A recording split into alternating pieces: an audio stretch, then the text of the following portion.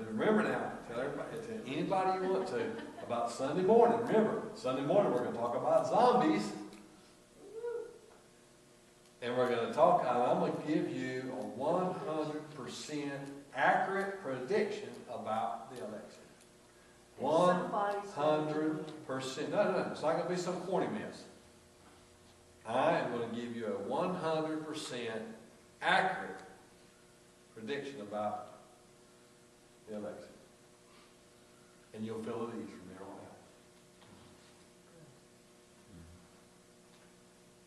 out. Because that's going to be part of the stuff. That's part of the reason why everybody's zombies. This is one part because of all the election mess. We got people as zombies. Okay. Now, again, so tell you people, look, we're going to have good food, good music, and we're going to have about zombies. And a 100% accurate prediction about the election. It'll calm your mind. Well, is it true that during, say for instance, the United States went to war right now, that Obama was state president? Yep. Yep. Yeah. When martial law's declared, he's president. Well, and how come they had a vote between Roosevelt and... I don't know, but the way the law states it now, they're not going to, if we're in a war, that's different. If martial law's declared, then.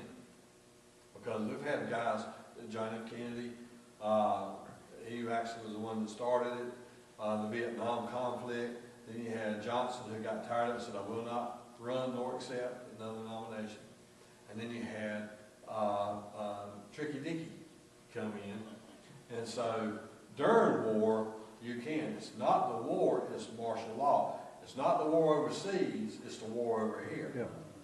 So we're having war over here and they have to declare martial law. So if you think about it, when the city of Greenville was flooded and the Neuse River had Kinston flooded and all those places, they put up curfews.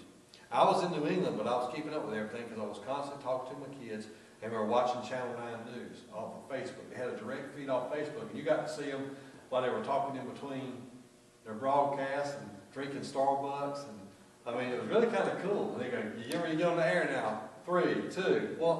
Hey, how you doing? Before they go, man, I'm so tired. And then 3, 2, 1. Good evening.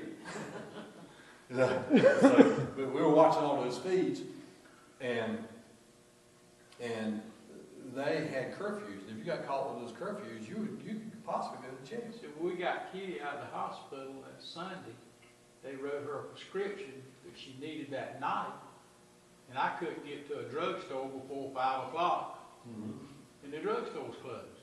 Yeah. So we couldn't get the medicine. Because of the curfew. Because of the curfew. Yeah, and so yeah. And so we had to wait till the next day to get the medicine she really. That's should have got that done. But that's because of the curfew.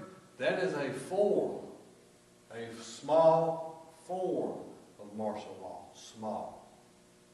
But if the place goes haywire, and they are inciting a racial war. The government is inciting a racial war. They can say all they want to, they are inciting it. With the election? I don't know, but they've been inciting for quite some time. And I'm saying is, I was sitting, after I left there, I stopped at Bojangles, and there was two Hispanic couples sitting there, and they were watching the news, and Trump was saying how the election was rigged. And she said, I heard her tell her husband, I got so aggravated, I started to say something, but I said, it's better that I don't for 2 reasons. One, they wouldn't understand me. And number 2, I just wanted to keep hearing what they said. But they said, old Trump's just a big crybaby. Hillary's going to beat him anyway. We want Hillary. Who wants Trump? We want jumped up and said, remember the hour. Well, I didn't say anything. I decided this time the wisdom was to keep my mouth shut. Yeah. Because I wasn't to prove anything. Because the way they were talking, their mind was already made up. But getting back with everything, we have a small version, just the last couple of weeks, a small version of martial law. But once, and we have those riots, you have a bigger form of martial law. Because now the police are out, and they are strongly enforcing it. And the National Guard, when there's a state of emergency. So if that becomes a nationwide thing, then yes, Obama will remain president.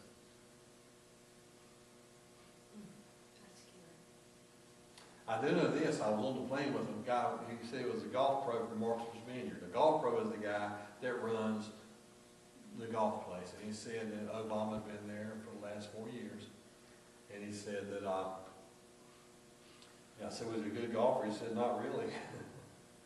He said the difference, he said this year it was different though. He said every year before, he said the Secret Service were all over everywhere, and they were very much, they were very much taking care of him. He said, but this time everything seemed a little bit more relaxed. He said, it must be because he's getting ready to go out of office. And he said, the Secret Service, he got to hang more with the Secret Service time. He said, he got to wear some of the fancy gadgets that the Secret Service wear. And he showed celebrities. He had funerals with celebrities there. They were cutting up with him and his people. It was really, he had a good time there at Martha's Vineyard. But he said that President Obama had plans for after he gets out of office, he's going to go back and he's going to let the golf people teach him more. So, because they try to teach him now, but so every time they try to teach him, his mind's everywhere else. He's the president. You know his mind's everywhere else. He said, so he can't wait to take it up again, and he can actually put his mind to it. There was one funny thing though. He said some of his guys had their lasers pointing on the president so they could take pictures. And one of the Secret Service guys called him, the golf pro, and said, "We getting ready to fry a couple of your guys. We're going to smoke them." And so I think you ought to tell him to take the laser off the president. And it was not a gun. It was for the camera. And he called up his guys and said, "They getting ready to smoke you." And they yeah, we don't want to get smoked over. Smoked like a pack of cools over a pitcher. All right, so here it is. This is the final one, day 7. So if you take, how many have been practicing these during the day, in the morning? Do it in the morning. You don't have to do all 7 all through the week. You can, initially I would say yeah, but then every now and then you can take one and use one for 1 week and one the next week and one the next week. But every morning get up and read this. It will change the way you see yourself. I was dealing with somebody that was going through a grievance cycle.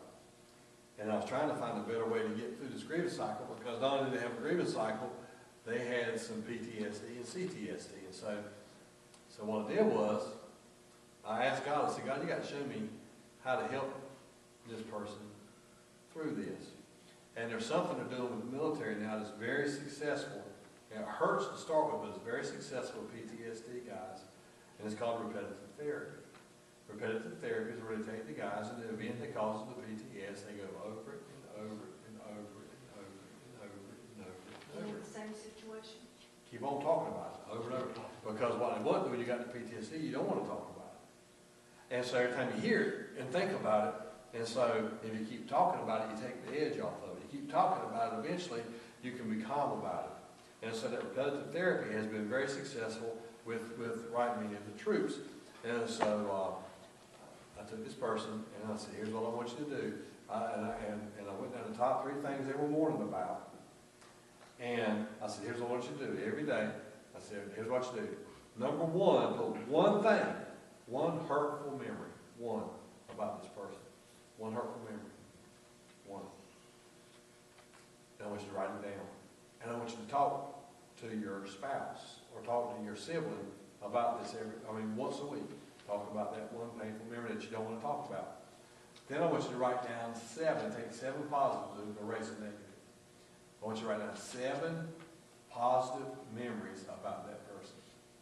And every day, I want you to bring up one of those memories and talk to your spouse or talk to your sibling about that memory and vice versa. The next day, next day, next day, next day, next day, next day. You don't have to write any more than 7. And every day, for just as the weeks go roll by, they got that one bad memory during the week and the 7 good memories every day. And I told them within a month, you will see a difference in the way you think. Because now, what's hard about you holding in and won't let you go forward, you'll be able to go forward. And so, think about our own lives. That's what this is all about. We have all these negatives all the time, but now you got 7 days. This is awesome. It's something you can do to change the way you think, to change the way you see yourself, And when you change the way you think and the way you see yourself, it changes the way others see you. Again, we were grasshoppers in our own eyes, and we were grasshoppers in theirs. And it said we were grasshoppers in their eyes, and then in ours it said we were grasshoppers in our own eyes, and likewise in theirs. Any questions, comments? We're going to, again, remember, we're going to, next week, end up on identity. We'll pick something else. Now, I forgot, I had a piece of paper here somewhere that had some of the things y'all wanted to talk about. I done lost it, so I'm going to write it down again. You said you want to talk about identity, and so we talked about identity. We talked about grief. We talked about mourning. What was some of the other things you said you might want to talk about? Dealing with making yourself whole. We had some stuff right down. I got to find that paper. Y'all remember? Stephanie had one. Do you remember what it was? It was like, how do today's events, world events? Oh, today's world events. Uh-huh. Yeah, we got to start doing that once a month anyway. World events.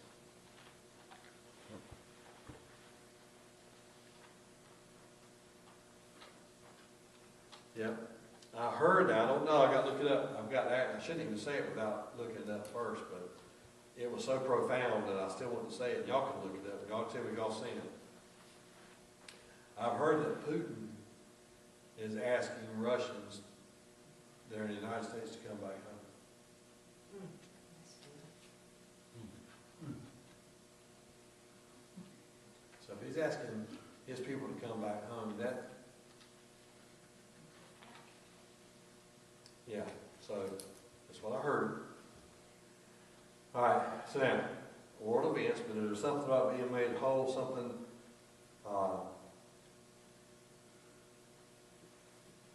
I forgot what we had, I had it here somewhere, I got to look it up. I'm going to have to look it up, see if I can find it. You said the next series is going to be Coffee, Tea, and Me. Was it what? Coffee, Oh, Tea, yeah, and coffee, Me? tea, and me. Yeah. I got to get that working, coffee Coffee, tea, or me? and me. Yes, that's right, thank you. Working on a counseling training. We may not do that next. We may have to wait till the fall one, but it's coming. Reason why I might do it next is because I actually, when I got into it, I weren't satisfied. And I don't want to throw something out there I'm not satisfied with. All right, our hearts and minds clear? God's good. All the time. Look, we're an heir and a joint heir. We're a hair and a joint hair with God. We've inherited everything we need to be godly. We have inherited the divine nature. We've inherited every spiritual blessing. And that spiritual blessing is whatever we need to do, the task that is assigned to us. So how do I know I'm a success if I don't have succeeded financially, even a comfortable inheritance? Here's how you know your success. If you do what you feel God has led you to do in your life, you are success. Got nothing to do with money. It's got nothing to do with an inheritance. It's got to do with His inheritance to us to fulfill our mission. Right? And it inherited your life. Yes, ma'am. When you were talking about that, I thought about how are we a success, and I can look at my dogs, my two puppies I've got, and just picking them up and holding them and letting them be face to face with me. You're a success. That's cool. I mean, that's all it takes. I remember my mother-in-law had it wasn't white. It wasn't brown. It wasn't golden, but it had this, they called it, I think the name of the dog was Ashley, our dog was Ashley, that we got from her mother. But one of the puppies was born stillborn. And so they took it and they rolled it back and forth and rolled it back and forth. And as they rolled it back and forth, the dog started breathing. And the dog revived. And so they named the name of that dog Victoria for victory. that she would not die. What's really funny is the United States, I had to look this up, look it up on Scopes or whatever, Scoops, whatever you call that thing. Look it up, but I heard that the United States spent $10 million in the Kremlin, they let cats roam free. And so they spent $10 million fixing this cat up to be a surveillance cat with different things all in it. And when they got in front of the Kremlin there, the van just rolling in the Kremlin and got hit by a car on the way.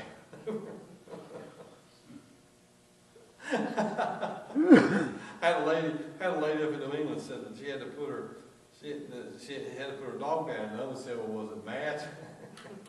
Said, well, they weren't too happy about it. Was your dog mad? Nobody wasn't too happy about it. Okay.